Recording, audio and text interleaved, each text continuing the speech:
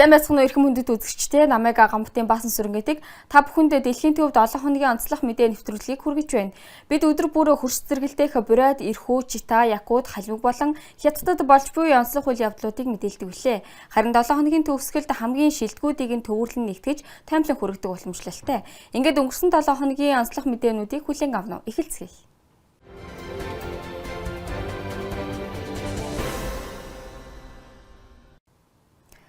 Өвчнөд хийх тэмцэл, өөрийгөө ялсан ялалт. Улаан хотод хийм байсан ч бид ялсан нэртэй онцгой төсөл хэрэгжиж, хавдрыг даван туулсан эмэгтэйчүүдэд өөрийн дүр төрхөө дахин хайрлах итгэлийг сэргээж байна. Гэрэл зургийн эмчилгээ хэрхэн өөртөө итгэх итгэлийг буцаан өгчвийг эхний сурвалжлагаас үзээрэй.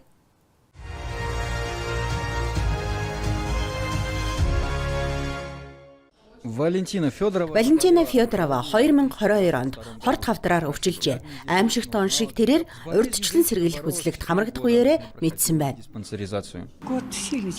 Эхний жил маш хэцүү байсан. Үнэхээр хүнд давсан. Би уг нь өөдрөг хүн. Нэг их гутраад байдаггүй ч амаргүй байсан. Дараагийн удаа шинжилгээнд ороход бөөрийн хорт хавдар гэж оншилсан. 2025 онд бөөрөндөө 2 дахь удаа хагалгаа хэлгэсэн. Тэрээр 4 жилийн турш өвчнөдөө тэмцэжээ. Ялан дийлэгт нь хийм эмчилгээ байсан гол нь бид идэгсэн төсөл чухал дэмжлэг болсон байна. Энд Валентина шинэ найз нөхдөдтэй болж шинэ сонирхол хоббитой болжээ. Мэдээж хэрэг баг хамт олонтой маш их талархаж байгаа. Гоё нүүр бодогчод гэрэл зурагчдтай маш олон танилтай болсон. Бүгд л төрөл садан шиг санагддаг. Бид хоорондоо нөхөрлөж, загтал бичиж, баяруудаар хамтдаа уулздаг болсон. Үнэхээр сайхан байдаг шүү.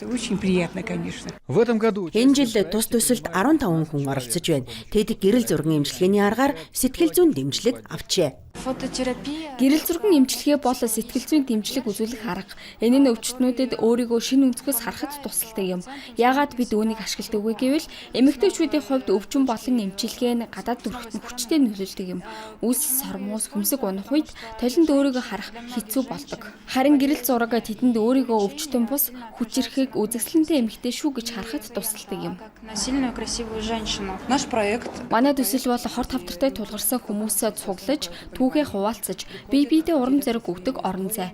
Бид тэдний гоо сайхан хүч чадал мөн хорт хавдар гих өвчний талаар нээлттэй ярьж чаддаг тэр зоригийг нь харуулахыг зорддог юм. Тус төслийг Улаан хотын иргэдийн төлөөлөгчид жил бүр дэмжин оролцдог. Энэ арга хэмжээ бидний хувьд маш чухал юм. Оросын холбооны улсад статистикаар 4 сая гаруй хүн хорт хавдраар өвчсөн байдаг. Өвчнөдөө тэмцэж буй эсвэл даван туулсан хүмүүст сэтгэл зүйн сэргээн засалт зайлшгүй хэрэгтэй. Энэ төсөл яг үүнд чиглэсэн юм. Гэрэл зургийн эмчилгээ бол сэргээн босголт харилцаа холбооны нэг чухал хэсэг юм а. Төслийн оргил үйл явдал нь бүх оролцогчдын хөрөг зургаар бүрдсэн. Гэрэл зургийн үзэсгэлэн байх бөгөөд уг үзэсгэлэн энэ зун зохион байгуулах юм а. Бурайдад бүслэгдсэн Ленинградын оршин суугчдын дурсгалыг хүндэтгэлээ. Улаан удын сэтгүүлчид 4 настайдаа бүслэгдэд өртсөн Нина Чернояровтай уулзсан юм. Тэр хэрхэн амьд үлдсэн? Яагаад дайны дараа Ленинград руу буцсан? Өнөөдөр зүрсгэлдээ юу тээж явдгийг одоо сонирхолъё.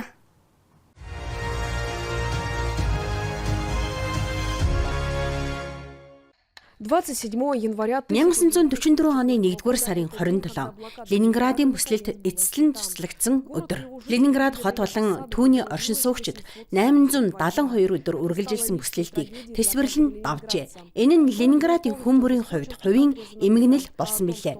Хот бүхэлдээ захилгаангүй болж гадаад ертөнцөөс таслагдсан бөгөөд амьд байгааг нь зөвхөн метрономын цохилтол сануулж байсан гэдэг.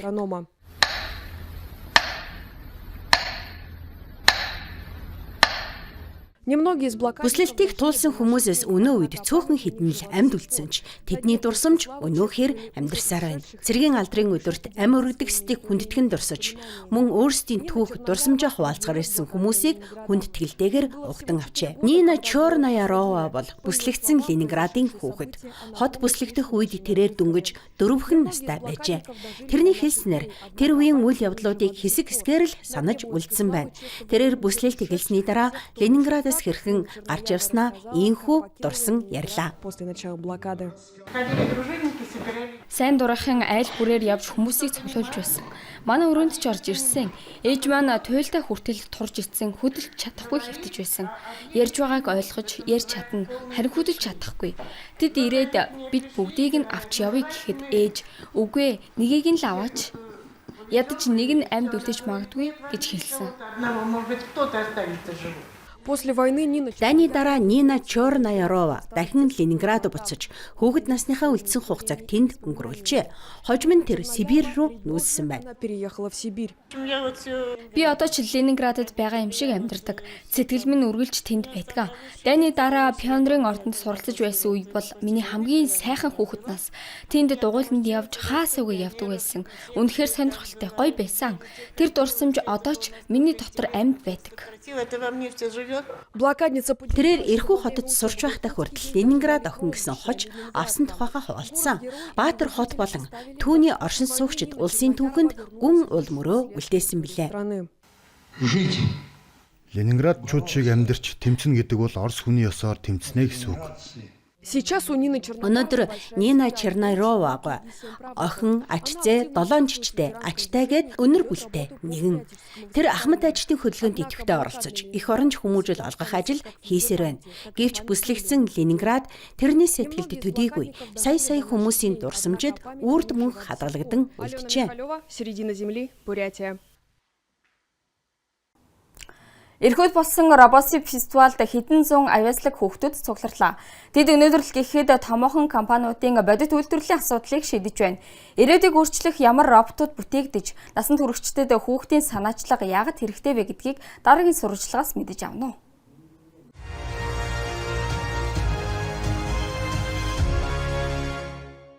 Оюуны наадга, компьютерууд мөн мэдээж хэрэг роботууд. Эрхүү хотод ирээдүйн жижигхэн арал мэд орчин бүрджээ. Робосип наадам энэ жил дахин ангар мөрний савгазар Бурят Красноярскийн хязгаараас технологид дуртай залуусыг нэгтгэлээ. 800 гаруй оролцогч, дасгалжуулагч, шүүгч болон 5000 давсан зочин хүрэлцэн ирсэн байна. Жил ирэх тусам аврах шалгаруулах тэмцээн өргөжиж хүүхдүүдийн бэлтгэлийн түвшин улам дээшилж байна. Тэдний танилцуулж буй төслүүд олон улсын давцан дүрслэх хэмжээнд хүрсэн. Робосибийн дараа хүүхдүүд финалд дүрсдийн туршлага шийдлүүдэд бариад очдог. Энэ жил гэхэд эрхүү мужаас 4 баг олон улсын шатанд оролцож байна. Фестивалийн гол зорилго нь залуу авиаснуудыг илрүүлэх, инженерийн ур чадварыг хөгжүүлэх, мөн нарийн шинжилгээ ухааныг залуусын дунд өргөн дэлгэрүүлэх явдал гэж зохион байгуулагч M+ компанийн онцлолоо. Төс компани үүсгэн байгуулагч Олег Дрипаска ийм төрлийн ажлын ач холбогдлыг олонтаа дурддаг. Учир нь 10-аас 15 жилийн дараа өнөөдрийн энэ хүүхдүүд Оросын үйлдвэр эрчим хүчний салбарт ажиллах мэрэгжилтнүүд болох юм. Оролцогчдын баг нь 4 настай ч тэдний шийдэж байгаа асуудлууд огтхонч хүүхдийн биш юм. Хамгийн сонирхолтой нь тэд манай үйлдвэрлэл дээр тулгуурладаг бодит кейс асуудлуудыг шийдэж байна. Манай мэрэгчлэтнүүд мастер слесар нартай шууд харилцаж заавар зөвлөгөө авдаг. Өнөөдөр үзүүлсэн шийдлүүдийг үйлдвэрлэлд бодитоор хэрэгжүүлж чадна гэдэгт би итгэлтэй байна. Манай компани бол хамгийн том хувийн эрчим хүчний компани. Техникийн дэвшил бидэнд маш чухал юм. Бид инженерийн компани, гүн үндэс суурьтай. Робосип робот техник өргөн дэлгэрээгүй байх үеэс л энэ чиглэлийг хөгжүүлж ирсэн. Робосип наадам 2013 оноос хойш уламжлал болгон зохион байгуулагдаж ирсэн. Жил бүр шинэлэг санаа, бүтээл шийдэл, оюуны өрсөлдөөнөр дүүрэн болдог. Шүүгч мэрэгчлэнүүдтэй ярилцаж туршлага солилцсны үр дүнд оролцогчид төслөө улам сайжруулан төгс болгох хүсэл эрмэлзэлтэй байна. Бид эхлээд усан цахилгаан станцын талаар тест өгсөн. Дараа нь төслөө танилцуулсан. Бүх зүйл мундаг сайн болоогүй ч цаашид илүү хичээж ялт байгуулахыг зорж байна. Энэ наадам залуусыг хөгжүүлж шин танилтай болоход тусалдаг. Мөн IT, робот техникийн судалгааг олон хүнийг татаа оролцуулдаг. Наадмын төгсгөлд хамгийн сэтгэл догтлуулсан хүсэн хүлээсэн мөчрлээ. Тэр бол шагнал гардуулах ёслол юм. Ялагч багууд тайзан дээр алдар хүндээ хүртэж 4-р сард болох Красноярск 7 үндэсний робот техникийн аврах шалгаруулах тэмцээнд оролцох эрхийн бичгээ гардан авлаа.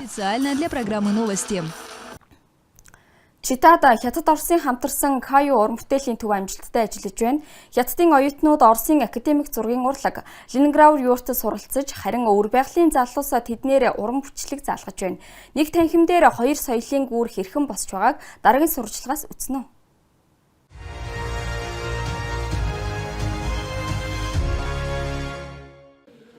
Центр под названием КАЮ КАЮ нэртэй төв өөр байгалийн хязгаарын улсын их сургуулийн соёл урлагийн тэнхимд 2024 оны 9-р сард нэгдсэн. Тус төвийг Шинжааны урлаг уран сайхны мэргэжлийн хүрээлэнтэй хамтран байгуулсан бөгөөд тус бүс нутагт олон улсын бүтээлч үйлдвэрлэлийг хөгжүүлэх талбар олжээ. народных креативных индустрий в регионе. У нас на факультете Манай тэнхимд хятад улсаас магистр аспирантууд оюутан залуус суралцж байна.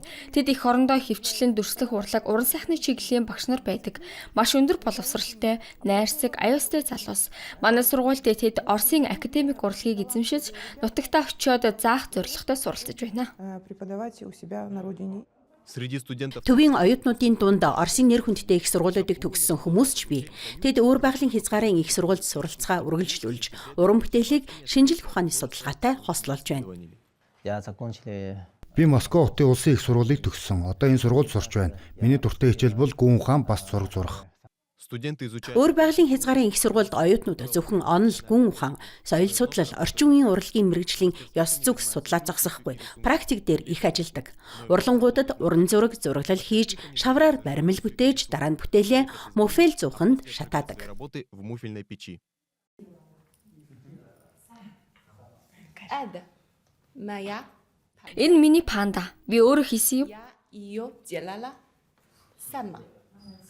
Отдельное направление Тус төвд хэвлэмэл, график, бие даасан чиглэл болон хөгжиж байна. Хятадын магистрантууд линогравюр аргаар төгсөлтийн бүтээлийн цуврал бэлтгэдэг. Эхлээд ноорог гаргаж, дараа нь зургийг линолеум дээр шилжүүлэн, тусгай багаж ашиглан гараар сэлбэрлэнэ.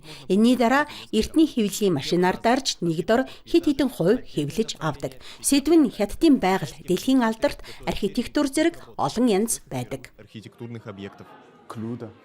Ёстой гой бас сонирхолтой. Мундаг багш нартай шүү. Одоо би Хятадын уран зураг дэлхийн соёлын яриа хэлэлцээнд гэсэн сэдвээр судалж байна. В центре регулярно Төвд тогтмол мастер класс зохион байгуулж, Хятадын оюутнууд Орос оюутнуудтай ур чадвараа хуваалцсан Гохва уран бичлэг зэрэг уламжлалт техникийг заадаг. Зөвхөн их сургуулийн оюутнууд бус урлаг сонирхсан хүн бүр оролцох боломжтой. Мөн график дизайн тустай чиглэл болон хөгжиж байна. Дизайны магистрантууд бүх Оросын уралдаанд оролцдог. Тэдний нэг төсөл нь дотоод зохион байгуулалтыг нарийн төлөвлөсөн ирээдүйн сургуулийн концепц байв.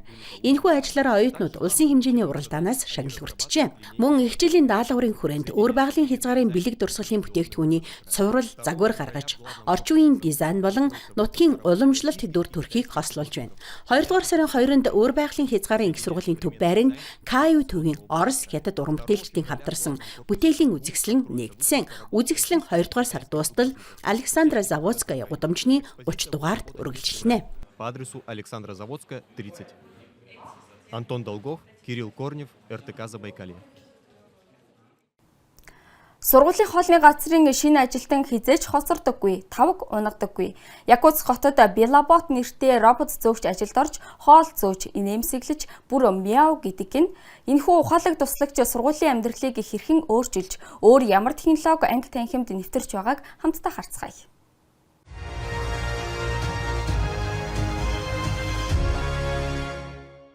Он не опаздывает. Якутск хотын нэгэн сургуулийн хоолны газар шинэ ажилтан иржээ. Тэр хизээж хоцордоггүй, хоолоо хасагдаггүй, замаа мартадаггүй. Зөөгч робот Белабот ширээ хооронд итгэлтэй хөдөлж, тавиур зөөж, сурагчдыг тойрон болгоомжтой явна. Мне он очень нравится. Надад их таалагддаг шүү. Хүнд тавг аяг зөөхөд тусалдаг. Би унгаагаад хагалчихгүй гэж айдаг байхгүй юу? Роботоо өөрийнхөө сууж байгаа ширээ рүү дуутахад ирнэ. Би аяг тавгаа дээр нь тавина. Тэгээд хэрэгтэй газар хүргээд өгнө. Их хөөрхөн. Элбэхээр нүүрний нэмсэглээд мяу гэж дуурна. Харин 3 минут ашиглахгүй бол унтаад эхэлдэг юм. 3 минуты им где-то не пользоваться, он начинает засыпать. Каждый Өдөр болгон энэ хоолны газраар ойролцоогоор 800 сурагч үйлчлүүлдэг. Урд нь энэ ачааллыг зөвхөн хүмүүс үүрдэг байсан бол одоо тэр багт робот нэмэгдэжээ. Тэр зөвхөн жижүүр сурагчдад бус ажилтнуудад ч тусалж хоол түгэх үйл явцыг илүү хурдан болгож байна. Өнөөдөр бид будаа, дахины гульяаш, ундаанд нь морс өгсөн. Робот маань аяг, тавг зөөж өгдөг. Ер нь бид 800 гаруй хүүхэд хооллдог. 3 ээлжээр ордог юм. Эхнийхт нь 150 хүүхэд, дараагийнх нь 250, сүүлийнх нь 380. Также робот Робот өөрөө явах замаа тооцоолж, саад тодорхойг мэдэрч тойрч гарна. Тэр мөн ярих чадвартай. Халуун хоол авч яваагаа анхааруулдаг байна. Аюулгүй байдлыг мэдрэгч болон зөөлөн хамгаалалтын бүрхүүл хангадаг. Беллабот энэ сургуульд ганцаараа ажилладаггүй. что Белла Бот в школе трудится не один. Манайд шалгуугч машинууд ч бий. Сургууль маань том учраас хонглууд нь урт, цэвэрлэгчдийн ажлыг их өнгөрчилдөгдөө. Мөн цанхуугаач робот тоосорогч ч бий. Орчин үеийн интерактив музейтэй. Цаашид шинжлэх ухааны төв нээж, шин технологи нэвтрүүлэхээр төлөвлөж байна. Сургуулийн робот хэдийн ихэртэй болжээ. Ижил төрлийн ухаалаг туслагч, ухаалаг номын санд ажиллаад эхэлсэн байна. Эдгээр роботууд нь роботжуулалтыг нэвтрүүлэх туршилтын төслийн нэгэн хэсэг юм. Хэрэв туршилт үр дүнтэй байвал Якутск хотын олон байгууллагад ухаалаг туслагч нэвтрүүлэхээр олжээ. Елена Федорова, Нюргун Старостин, Якутск. Хүйтэн жавар халуунд тренд болж байна. Хятадын Харбин хотод мөс засыг эдийн засгийн хүчирхэг хөшөөрөг болгож чаджээ. Дэлхийн үндэс булан бүрээс жуулчдыг татсан мөсөн гулгуураас эхлээд улс даяар цанын хэрэгсэл нийлүүлдэг өндөр технологийн үйлдвэрүүд хүртэл. Мөсөн эдийн засгийн нууцыг манай Хятад дахь хамтрагчдын сурвалжлагаас үзээрэй.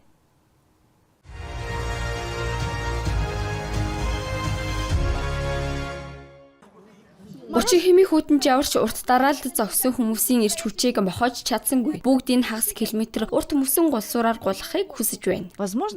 Адреналин мэдрэх хүсэл хүмүүсийг татдаг бололтой. Буулт ердөө 1 минутаас ч бага үргэлжилдэгч цагт 80 км хүртэл хурдладаг. Галт тэрэгний хажуугаар зогсож байгаа мэд хурдтай адил мэдрэмж төрүүлнэ. Харбин хотын зас мөсний хүрээлэнгийн нэр хүнд дээд амжилтыг эвдэж байна. Энэ жил засан хотхны талбайг 20%-аар тэлж 1,200,000 амметр болгожээ.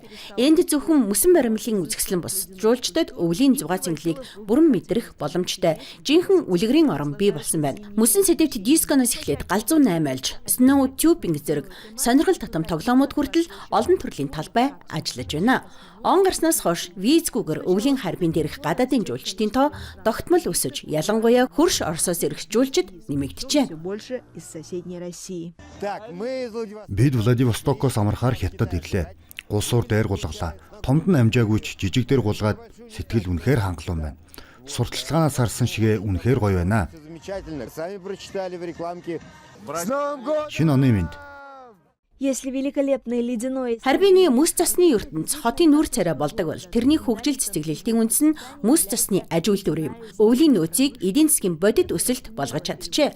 Тухайлбал орон нутгийн үйлдвэрлэлийн практикт байрлах Quamo Holding компани Converos засны гудал бэхэлгээ олноор үйлдвэрлэн улс даяарх цанын баазуудад нийлүүлдэг. Оргил улиралд бид өдөрт 500 хүртэл хос цанын гутал үйлдвэрлэдэг. Манай бүтээгдэхүүн улсын цанын баазуудын 80% нийлүүлэгддэг юм. Өвлийн аялал жуулчлал эрчимцснээр үйлдвэрлэл борлуулалт эрс өссөн. 2025 оны эхний хагаст орлого өнгөрсөн оноос 55%-аар нэмэгдсэн. Мөсөн эдийн засгийн өсөлтийн давалгаанд Харбины үйлдвэрүүд энгийн үйлдвэрлэлээс бие даасан инновац руу шилжиж байна. Sking X компани цаны таяг сноуборд үйлдвэрлэдэг бөгөөд энэ нь жинхэнэ өөрчлөлтийн тод жишээ юм. Үйлдвэрлэлийн шат бүрд дэвшилтэт технологи ашиглаж байна. Энэ бол Харбины технологийн их сургуультай хамтран боловсруулсан нүүрс төрөгчийн нийлмэл материал. Хүйтэн нөхцөлч уян хатан бат бөх чанараа хадгалдаг юм. Өндөр чанартай өвлийн спортын хэрэгсэл үйлдвэрлэхийн тулд бүтээгдэхүүн бүрийг хатуу стандартын дагуу турших шаардлагатай. Энэ нь цанчдын аюулгүй байдлыг хангах бодит баталгаа бөгөөд хятадын брэндүүдийн гол суурь нь болж байна. Бид нүүрс төрөгчийн ширхэгт цанын таягны нугаралтын бат бүхийг туршиж байна. 2-3 хүртэл нугарахад хугарах процессыг шалгаж бат бүхийг үнэлдэг юм. Аюулгүй байдлын чухал шалгуур учраас бүтээгдэхүүн бүр дээр ийм туршилт хийдэг. Хэрэглэгчийн итгэлийг хүлээсэн чанартай бүтээгдэхүүн үйлдвэрлэх нь Хятадын нэр хүндтэй брэнд бий болохын үндэс юм а. Технологи үйлдвэрлэлийг дэмжиж бизнесийн шин загварууд өвлийн спортын эдийн засгийн хүрээг улам тэлж байна. Харбин хот өвлийн улиралд дурлсан гэхэд хэлцэхгүй болов. Тиймдээч 2017 онд хот дотор анхны аврах том битүү цанын цогцлбор нээж мөнхийн өвлийг бий болгожээ. Дотор орчинд хасах 5 хэмийн нөхцөлд цанаар гулгах нь битүү цааны замын жинхэнэ эд шид юм. Цанын битүү төвүүд бий болсноор өвлийн спортын ойлголт өөрчлөгдөж, улирлын чанартай байсан мөсөн эдийн засгийг жилийн турш үргэлжлэх салбар болгож байна. Ингэснээр өвлийн бараа үйлчлэгээний үйлдвэрлэл хэрэглээнд нэмэлт түлхэц өгч байна.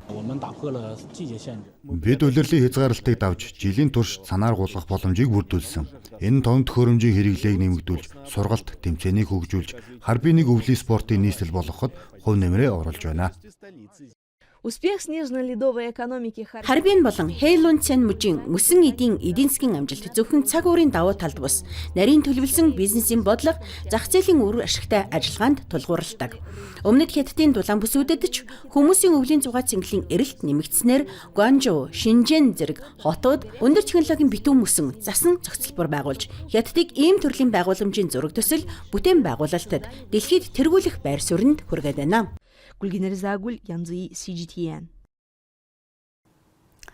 Хятад орныг Оросуудын нүдээр Москвад миний хятад нэртэй гэрэл зургийн үзэсгэлэн нэгдэж хоёр улсын гэрэл зурагчдын бүтээлүүдийг танилцуулж байна. Камерын дуранд хоёр ард түмэн бие биенээ хэрхэн харж байгааг одоо үзье.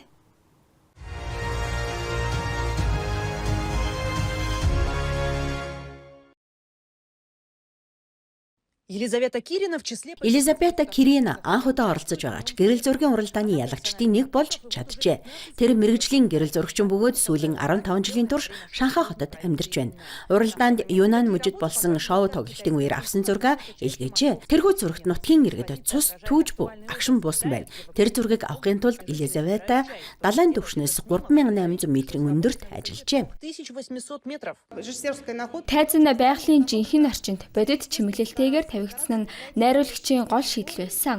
Чимэглэлийн цас тус өөрсдөө үйл явдал улсын дунд өрнөдөг. Зүгээр л жижиг давтсан тайз байгуулсан юм.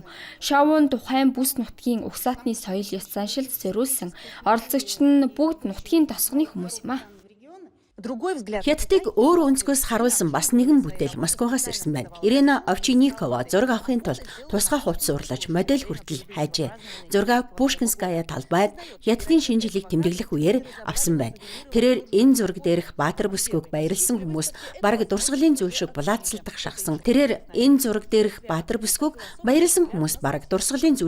булаацалдах шахсан. Химээлээ. Москва хотын хаврын баярын чимэглэл үнэхээр сэтгэл татам байдаг гин.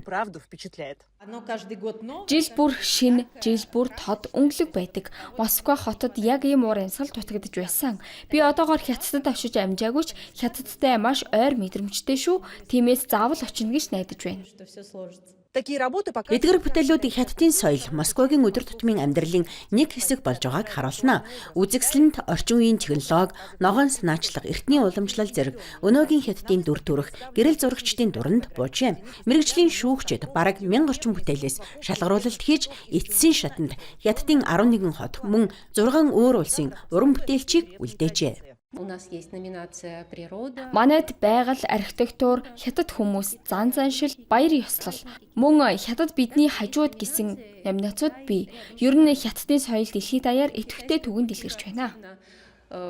Үзэсгэлэнт нийт 85 гэрэл зураг тавигдсан байна. Тэдгээрийн дунд гүн хавцлын дээгүр татсан шилэнгүүр, шүнцсийний уламжлалт төмөр цэцэг давтах урлаг, мөн тург, гого, шуугаар загасчлах, эрдний арга барил зэрэг олон сонирхолтой сэдв багтжээ. Гэрэл зургууд өөрсдөө бүхнийг өгүүлнэ. Нэг удаа нүдээр үзэх нь 100 удаа сонссноос илүү. Хятад очих боломж хүн бүрт байдаггүй ч эдгээр зургийг үзэх нь их ач холбогдолтой гэж бодож байна. Үзэсгэлэнг зорин ирсэн эхний зочид ч энэ боломжийг өндрөөр үнэллээ. Зарим нь аяллаа уран зураг хайж, нөгөө хэсэг нь хөрш орны соёлыг гүн ухааны өнцгөөс харж байна. Зураг бүхэн гайхалтай. Зарим нь тавилттай мэт санагдавч бодит агш юм а. Гэрэл зураг хавтгай юм шиг боловч хүмүүсийн мэдрэмж, сэтгэл хөдлөл хизээж хавтгай байдаггүй. Тэр бүхнийг зурагт шингээсэн нь үнэхээр гайхамшигтай. Эндээс эртний Хятад орчин үеийн Хятадыг ч харж болно. Харин цаг үеийн огтлцсон зургууд надад илүү таалагддаг юм а. Эртний уламжлал ба орчин үеийн технологийн энэ цаг хугацааны огтлцол нь үзэсгэлэнгийн гол утга санаа юм. Үзэсгэлэн Нарвиновский музейд 3 дугаар сарын 22-ны хүртэл үзэх боломжтой. Ингээд өнөөдрийн дугаараа өндөрлөж байна. Ice Club-ыг үзэж байгаарай. Та зөвхөн Монголд төдийгүй хөрш орнуудад болж байгаа үйл явдлын талаар цагаалталгүй мэдээлэл авах болно. Та бүхэнтэй Гамбатын Баасан сүрэн хамт байлаа. Дараагийн 7 хоногт дахин уулзъя.